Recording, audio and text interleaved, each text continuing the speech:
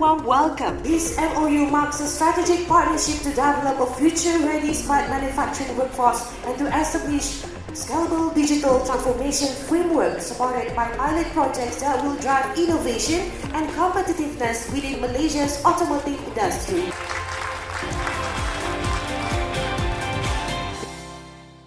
Agytek! Boleh!